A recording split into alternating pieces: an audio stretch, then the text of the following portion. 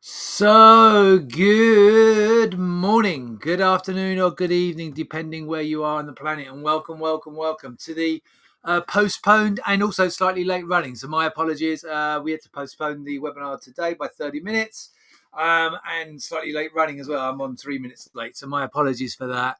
If you are joining us now, hopefully you haven't been waiting too long. I'm going to go for our usual regular run through. Also, apologies yesterday. We are rolling out a new site. Had some issues with that yesterday, which meant we couldn't get the webinar up and running yesterday for the webinar. And also, just to point out that some of the hi there, Greg, and some of the dashboards are not updated. If you haven't traded since yesterday, until you place your next trade, the webinar won't click. The webinar, your dashboard won't have updated because we're rolling out the new website, the public site. And also with some new programs, incidentally, going forward. So just for your heads up on that.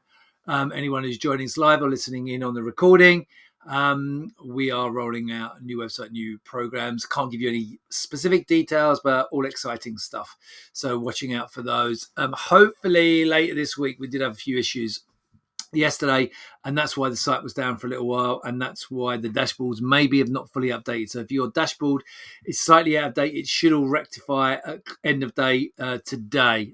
We should have that all rectified out for you. So what else have I got to say? So that's all it on the housekeeping side. I'm going to go through our usual regular run through here today. I look at the calendar. I'm actually going to do the little detail, go through actually and look at the calendar. Now I'm going to go and open up I'm going to quickly go to the trading room, which means I'll get a bit of a very quick feedback loop, but hopefully I can quickly jump off of there before we get to go. Oh, here we go. Feedback.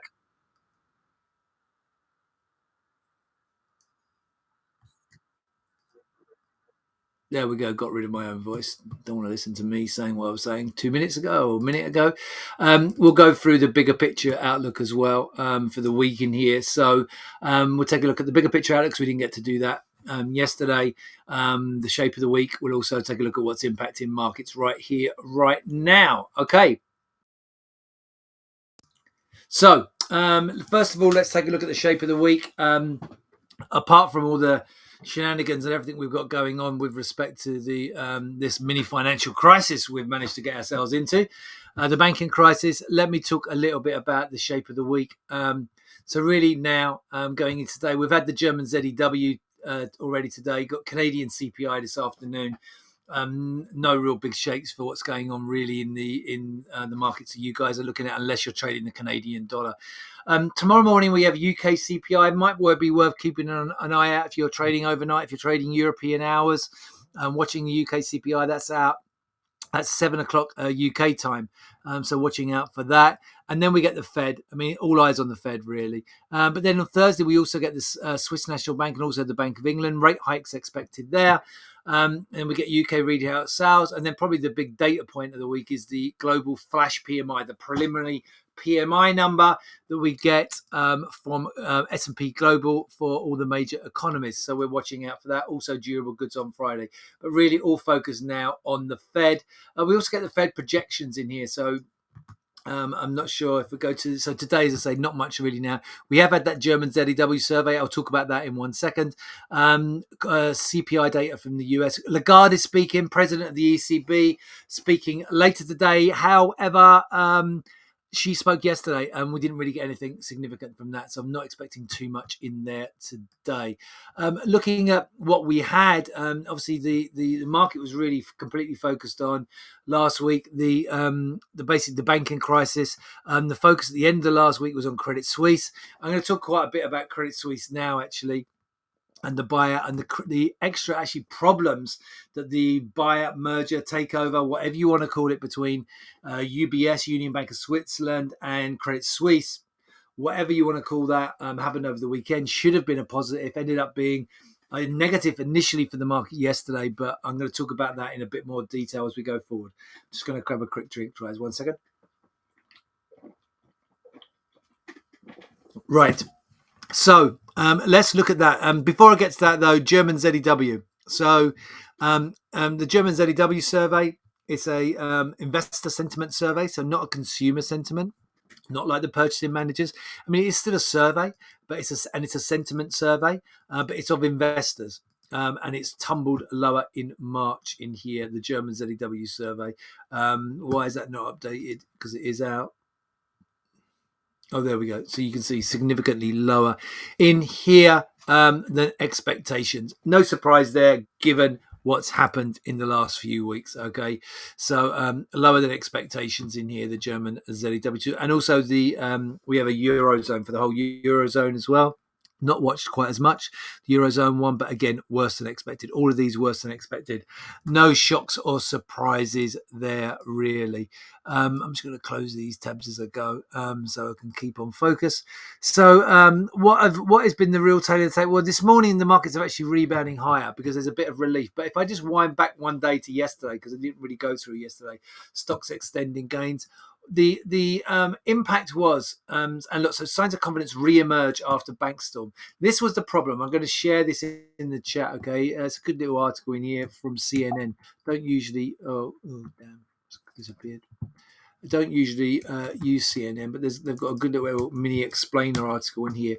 So the problem was, at the weekend, UBS basically merged with, took over, whatever you want to say, Credit Suisse. Okay, I used to work at Credit Suisse. It was the last job I had in investment banking before I started to work for myself.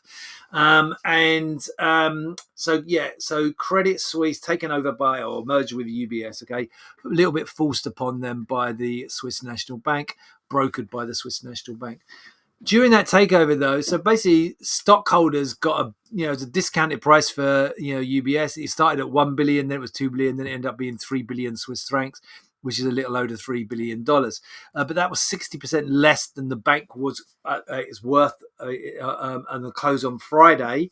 And also, remember, the stock's been plunging anyway, right? Completely got smashed. Over the last many years, actually, over the last decades, in fact, and since about 2007, 8, 9, it's been in a tailspin really, and fell aggressively last week because of concerns about would it survive? Was it going to be impacted by the fallout from the crisis that we're seeing across the pond in the US? The big issue that we had that created problems yesterday morning, certainly Asian for European opens, was that the stockholders are getting something, right? Shares, which is kind of okay. But then this additional tier one, which are called AT1 bonds, okay? And what are AT1 bonds? Well, they come and explain it. They're also called contingent convertibles, COCOs in here, okay? They came about after the 2008 crisis. And basically what they are, this class of bonds can quickly be converted into equity or written down completely. That was the issue, written down completely. So they've written off these bonds, okay? There's written off these additional tier one, these AT1 bonds. And that was seen as a real negative from the market because they're basically saying, right, the shareholders are getting paid. That's not the normal state of affairs. Normally, the shareholders typically last in line for any kind of payout. Bondholders will be against them. They're basically, the shareholders got paid in UBS stock, okay? And these AT1 bondholders had their exposure written off. So they just lost that money, okay?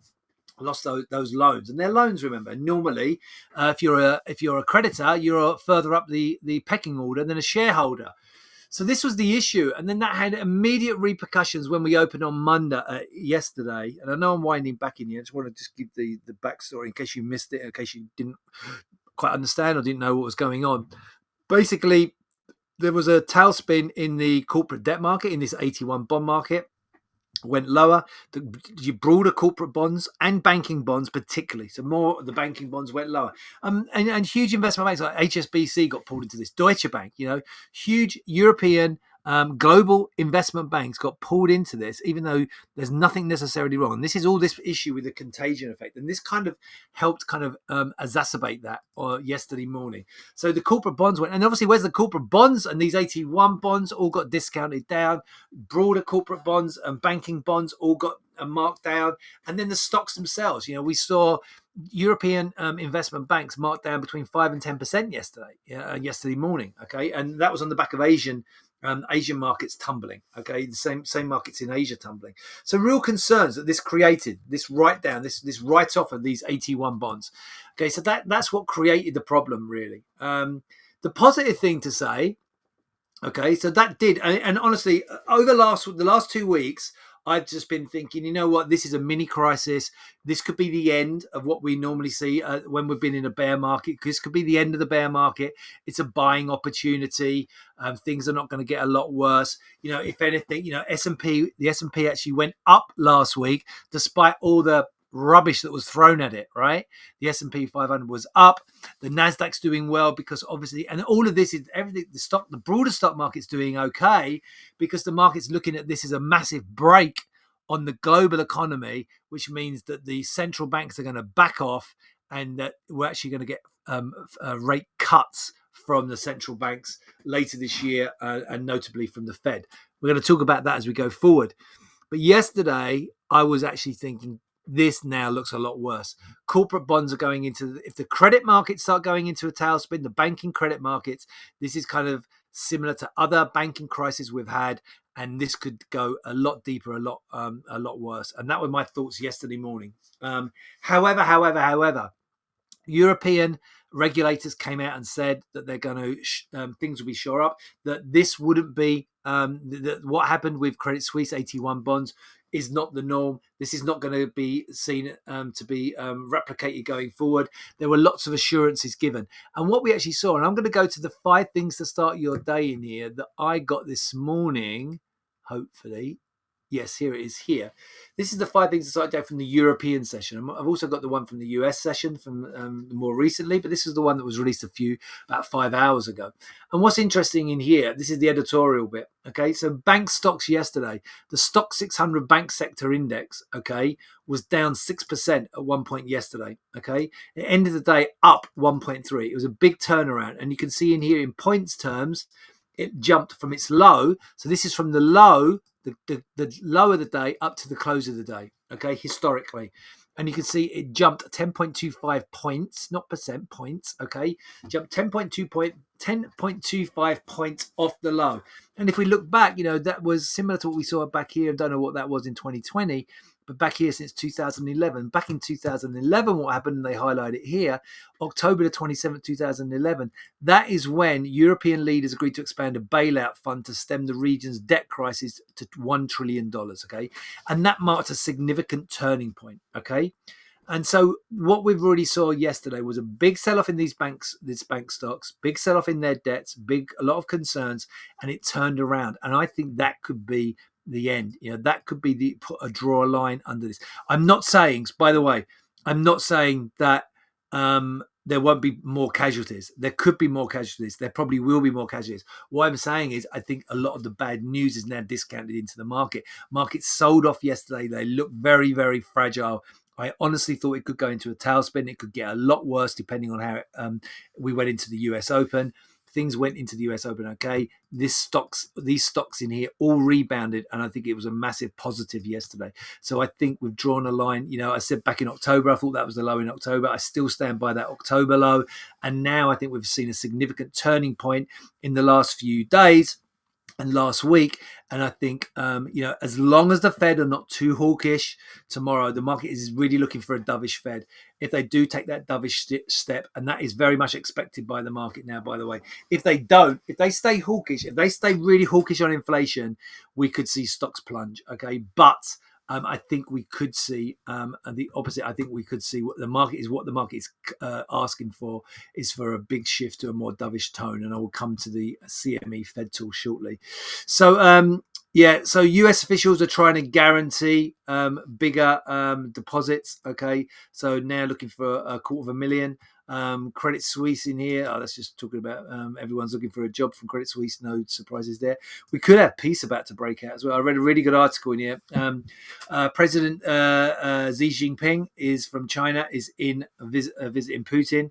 Okay, he's trying to allegedly broker his peace deal. He's trying to be a peacemaker.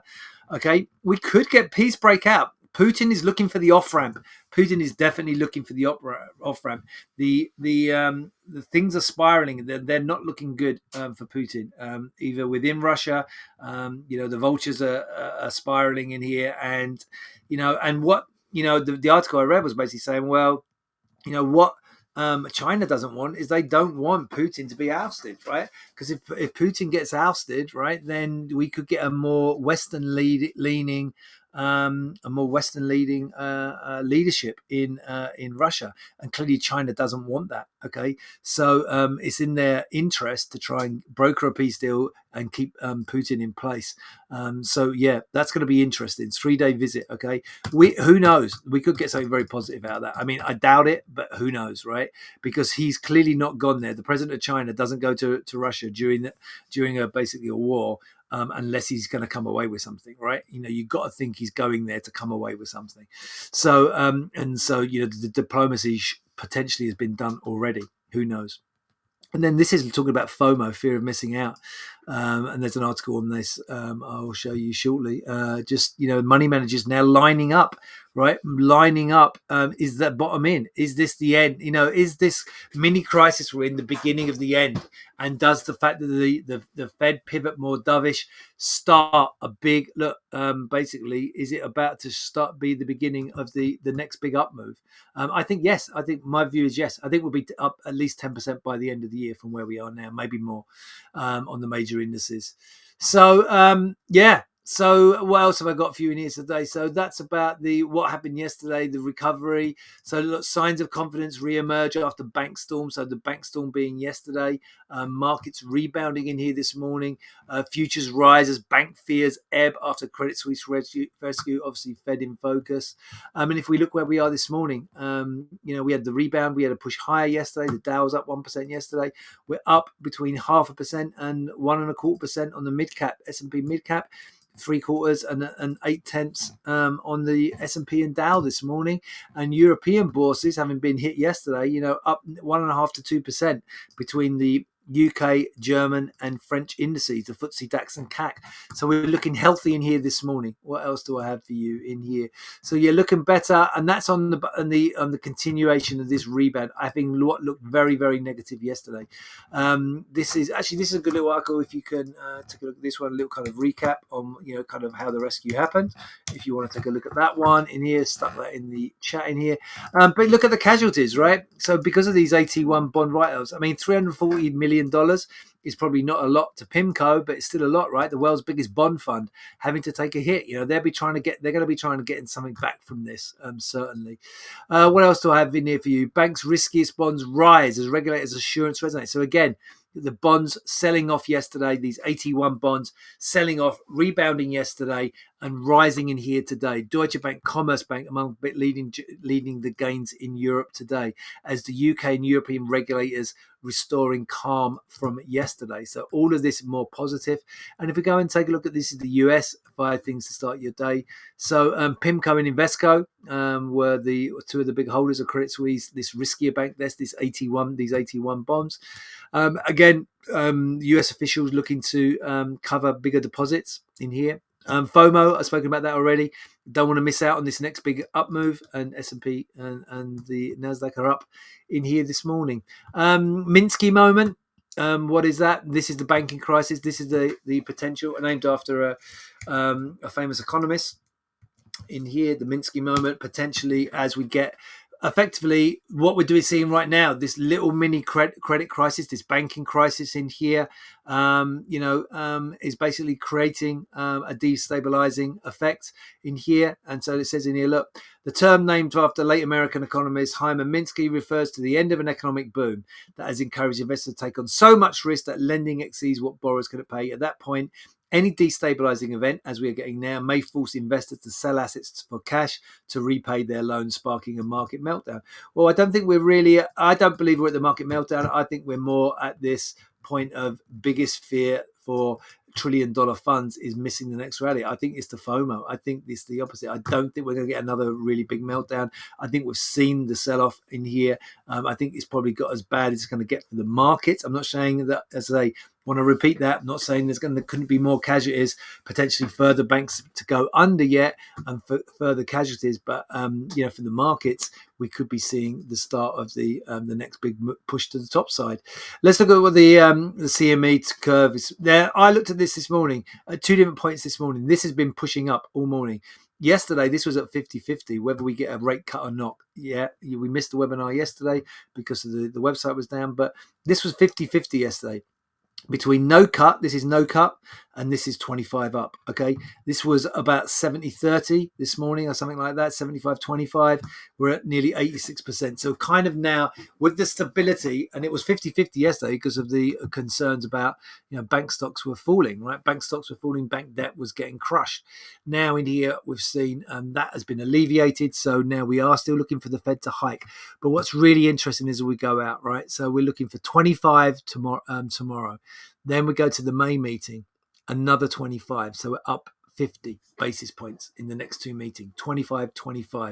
And not 100% on that one, but good chance. Maybe we only go up 25 in total. We go out to June now, though, and we're only up 25. So by June, but we might be up, it's kind of even Stevens between up 25 or 50. So we're either going up 25, down 25, or maybe we only go up 125, between now and May, June. And then by July, though, 450, 475, we're back where we are. So any kind of rate cut, but there is it's pretty even between it being up 25. So the market is undecided about whether we're going to go up and back down again by the summer, or go up and stay up, but only up by 25 now. Really, is the reality. And then by September, we're definitely back, almost certainly back where we are. With then a growing risk of rates being below where they are now. By November, the risk is, yes, below where we are by 25. And by December, there's even growing, but down by 25, but also growing risk of maybe down by 50. So the market's certainly looking for up and down. Rate cuts coming maybe as soon as June, okay? Maybe up to 25s.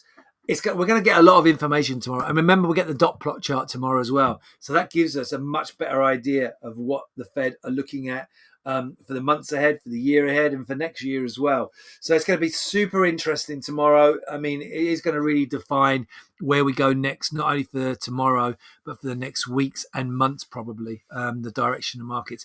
My view is the Fed's got to shift to take this more dovish shift. It has to. I know the ECB stayed on track. The SNB on Thursday, the Bank of England are due to stay on track, or the Fed are going to stay on track. They're going to hike 25, but they've got to be thinking that this is going to put a massive break on the US and global economy. The mini crisis that we've had in here is going to slow investor sentiment down. It's going to slow corporate sentiment down. It's going to slow consumer sentiment down. And because of all of that, we should see a natural break on the economy. It means they don't have to hike rates, and if anything, rate cuts are in the offing potentially later this year. It's all going to be about the Fed. If the Fed stay hawkish, it could really smash stocks. It really could. But I just don't think they're going to want to risk doing that. So we've got to see them very likely take a more dovish step. I'm not going to go into huge detail on the charts. I just want to point out we've still got these head and shoulders formed really nicely. This is on the NASDAQ on the 15-minute chart, and we're pushing back higher again in here. Still not hit the objectives of those. So they've still got the upside objectives on that, and similarly on the S&P. The head and shoulders, we did test it a lot more on the downside for the S&P, but we're back up. These look really bullish to me. I think, there is a risk of a significant move higher today ahead of the Fed. Normally you would expect a quiet day today. I think we could push quite significantly higher given the rebound we saw yesterday. Given that things have stabilized, given that banking stocks are rebounding, I think there is real good potential for upside going into today ahead of the Fed. And I'm still fairly bullish through the Fed, but if they don't go, if they don't take that dovish shift, then it could all get a lot more ugly. Okay, that's all I've got for you guys for today. Any questions is what I was meant to say. Any questions, guys? Covered quite a lot in there. No?